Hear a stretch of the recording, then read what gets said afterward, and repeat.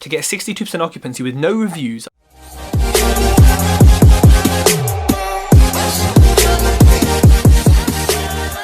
So, hello everyone.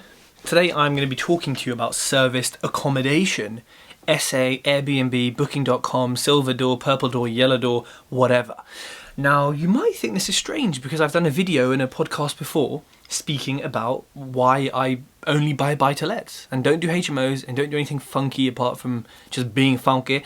But I do have one SA unit, and this is a buy-to-SA, B2SA, not a rent-to-SA. So I invest in places where SA just doesn't really work. It may work, but there's not necessarily anyone to manage it, and it's kind of a bit, not rural, but it's just, you just wouldn't stay here, you know? Like, there's nothing near it that would, mean it would have enough of a demand. So I don't do SA, like, for that reason, really, and because I like $250 to $350 a month per house, and a nice family in my house, and, I like it vanilla, I like it passive. Actually, vanilla's not the flavour I go for. I actually go for fior di latte, which I think means flower of milk. It's like an Italian flavour. It's like vanilla, but it hasn't got vanilla in it. But it's plain. Anyways, I digress. But that is some good ice cream.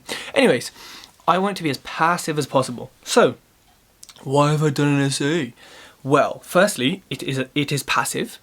I, at least in the first sort of month and a few days, have had zero input or zero anything. I've not thought about it. I've nothing. It's been there. It's been occupied. It's been making money. So it's basically like an SA. I mean, it's basically like a buy-to-let to me. Yeah, of course, there's a management fee to pay. That's double what you pay, like an estate agent. But the turnover that it's on is probably double or triple what you'd get on normal rent. So I guess let me first start by quickly explaining what SA is. Anyone who doesn't know. Serviced accommodation is basically what you book on Airbnb and Booking.com. It's a house, it's a flat, it's a property that is for short stays, but actually people do stay there for quite a few many months, and that's ideal. That's preferably what you want, long-term corporate clients. A lot of people do rent to SA to get out of their job, or as a stepping stone, or as a good level of cash flow, because god damn, the cash flow from rent to SAs is nice. You ain't quitting your job with a buy-to-let in a few months, I'll tell you that. So I have this unit, and it's in more of a town, and it's near an AONB, an area of natural beauty, where apparently people come from like all over the world, like I mean as far east as China and west as America, to see this area of beauty, and I still haven't seen it, even though I invest there. So I need to make time to see it, because apparently it's stunning. So I thought, okay, that's nearby, fair, tourists, fair enough. That's not really the main people I want. I more want contractors to get the long-term bookings in, and basically less hassle as well, right? We've all been tourists. We know that we can be hassled if the Airbnb is not perfect, but I think mine's actually pretty freaking awesome. So I thought that, and I also said, this town, there's a lot going on. There's stuff happening, as there are in most towns nowadays, with lots of regeneration, etc. And there are students, it's pretty much in Studentville, but it's a 2-bed, so it couldn't really be a HMO. However, the backup is to let it to students, potentially, as a 2-bed. It's fully furnished. So I've got the house here, buying it in my buy-to-let SPV, limited company, which is what I shouldn't have done. But anyways, it's fine for now. And yeah, I was buying it, and I was like, yeah, this will be a buy-to-let. It will rent for like, in the condition we've done it to, probably rent for like 500 quid a month. Maybe about 475, but it'll probably get 500. It's got ocean views as well. It's really nice. So, was plodding along, thinking, yep, another buy-to-let, tick, happy days. And then I just had that thought about, hold on, the area of natural beauty is here, the town's here, the students are here, the university's here. So I did some research using things like AirDNA and Airbnb and Bookings.com itself to see what the market was like. But the most important thing was probably networking, as it often is for me, was meeting people, saying to my friends, oh, do you know anyone who does SA here? And then actually just naturally running into these people just through networking. And then asking them, what is it like? And asking them as not like a, hey, I want to invest with you or use you, just a, hey, what is SA like?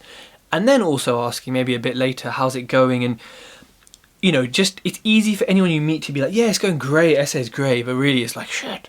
So just asking the right questions at different times, and different questions at different times can help you really understand how it's kind of going, and actually it was all really positive. So that's why I got into SA, because I thought, you know what, this is one of the very few, if not the only area I invest that has potential to work as an SA, so why don't I just try it? Because the furnishing, I still need to add up the exact costs, was something like 3.5, 4 grand, so it wasn't a lot. I know some good discount suppliers, and I shop very well. I'm a bargain hunter, and so I'm good at finding cheap discounts. So it didn't cost a huge amount of income, like in terms of setting it up. I had an investor who said, Tej, look, I've only got 5 grand, what can we do with it? I said, look, you can fund the setting up of this, and I'll give you an interest rate, and then, yeah, and then we'll go from there. But obviously I'd done enough research. It wasn't just, oh, let's just do SA in the middle of a field. It was like, this is going to work, according to the statistics. So, had the house refurbed, which took ages due to bad builders, and there's still a few problems with it that are being fixed, like hanging doors with 1 screw, not 3, or not fixing damp because they don't understand how to fix damp, and lots of excuses, etc, etc. It's got the cool hexagon tiles. I'll put some pictures here if you're on YouTube. If you're on the podcast, then obviously just imagine. So yeah, did research into it and said, you know what, this is going to work, potentially double or triple the income from my buy-to-let with the same sort of amount of work. Yes, there's a chance it could get trashed. Yes, there's a chance of XYZ, but that's why I have good managing agents. Shout out to Kay and Grant from KG Inspired Property. They've been awesome, very detail-orientated people, and very good at snagging as well. They, you know, I chose good people so that they ensure this stuff doesn't happen, right? And protect my investment, which is very, very important to do. Don't just pick any old SA operator, take time. I spoke to a few, I interviewed a few, whatever you want to call it, and I chose these 2. So that is why I'm doing SA, the extra cash flow really. And I think also I love interior design and refurb, so it gave me a chance to actually do a full out, all furniture, everything kind of refurb, which, yeah, I really, really enjoyed. And I'm really grateful I got to do that, because it was super enjoyable. And it was good fun trying to get good bargains outside of my personal life, basically trying to get cheap stuff. So, but obviously good quality in terms of sofa beds. They were expensive, but they should last a long time. Same with all the other furnishings and fittings. I went for a hexagon, black, wood, natural, industrial type theme. Sounds like a lot, doesn't it? But check out the pictures on Facebook or on my YouTube, and I'll put a video up of it as well, like an actual walkthrough, and you'll see that I hope it kind of goes together and kind of makes sense. I think it does. I think it looks really good. So how has my SA performed? So in the first month, I made £3.66. Do you want me to say that again? Okay, I say that kind of semi-jokingly. It was like 2 days. It was booked for 3 days, but I had some maintenance and some bills to pay to the SA management company who were fitting some stuff in the house that I'd missed or paid for. So it was negligible. My first actual month, which is February, I've got the report. We had 62% occupancy and £647.18 was paid to me. After management fees, cleaning, linen, everything. What I have now to take out of this is the bridge, because it's on a bridge at the moment. It will be a mortgage eventually in a few months. And also the bills, which are not crazy expensive. But of course, utility companies are such a pain to deal with. But it's fine. Another challenge. So I think in the first month, to get 62% occupancy with no reviews, I mean, I tend not to book places without reviews when I go on holiday, especially if it's abroad, because it's like, yeah, if this place doesn't work, we're kind of stuck. So I always go to places with reviews, and I think a lot of people probably do. But I'm thankful to the people who, you know, gave us a chance on the first sort of viewings. I think having Kay and Grant having their own reviews, I think I've got 250 reviews from all the other SAs, gives people a confidence. I think they're super hosts as well, so that people are like, oh, well, they haven't got reviews on this one because it's their new one, but they've got so many everywhere else. That's cool, we can trust them. And that's the benefit of using an SA operator. Like, oh, the reviews aren't on my name. I don't care. That, you know, because this boost wouldn't have happened without them or without an SA operator with reviews. So yeah, 62% occupancy. The nightly rate went from £50 to £90, depending on any promotions we're running, or you know, Airbnb promotions to try and get people in and get the reviews basically popping off. We've got 1 review on each platform, which is annoying, we want more, we need more. I think apparently when you get to 3 or 5, it shows them or it boosts you or something like that. So obviously you want to get more. So they're encouraging people and pushing people to leave reviews. I think it's just a good thing to do, and I think it's the right thing to do. So if you ever stay at an Airbnb or booking.com, please leave a review. I'm a Google local guide level 7, so I definitely leave reviews, especially bad ones.